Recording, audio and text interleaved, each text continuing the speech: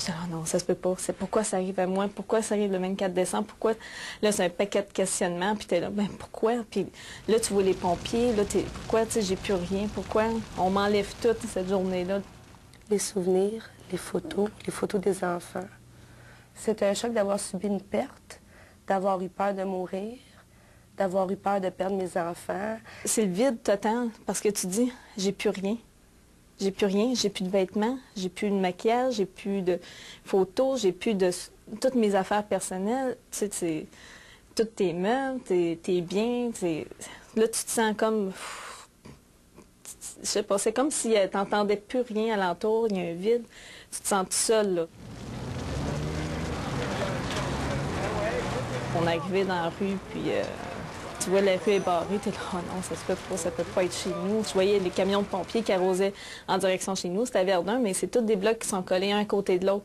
Fait que de loin, tu peux pas savoir si c'est vraiment chez vous. Mais là, tu es rendu à quelques pieds, là, je vois ça, je pars à pleurer. J'ai dit non, puis là, je criais. Je me souviens pas si j'avais crié, mais j'étais hystérique. Là, tu imagines toutes tes choses qui sont en train de brûler. Tu te sens comme vidé. Tu te sens comme seul. Tu te sens comme si tu n'aurais plus rien.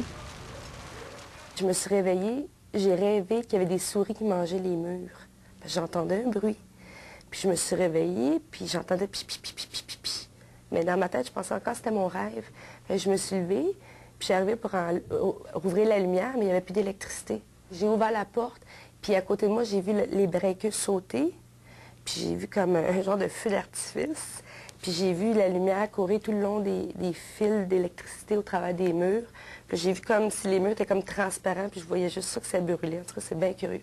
Je me suis dépêchée, je suis remontée au premier. Et j'avais de la boucane de la ceinture jusqu'au plafond noir. Je voyais rien. Puis les planchers étaient bouillants en dessous de mes pieds.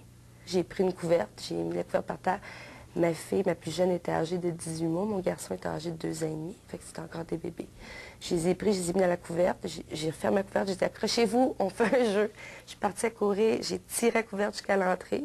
Parce que dans le fond, ils ne pouvaient pas respirer. Les planchers étaient chauds. Ils n'auraient pas pu marcher. Puis rendu sur le bord de la porte, j'ai pris les 2 enfants comme ça avec la couverte.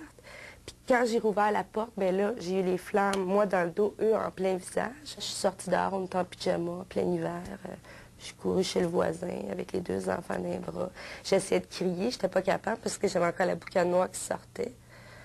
Parce que j'avais de la difficulté à respirer. Mais avec l'adrénaline, tout se fait merveilleusement. Mais c'est après que tu te mets à shaker, puis tu n'es plus capable d'arrêter de shaker parce que tu réalises un peu ce qui se passe. Là.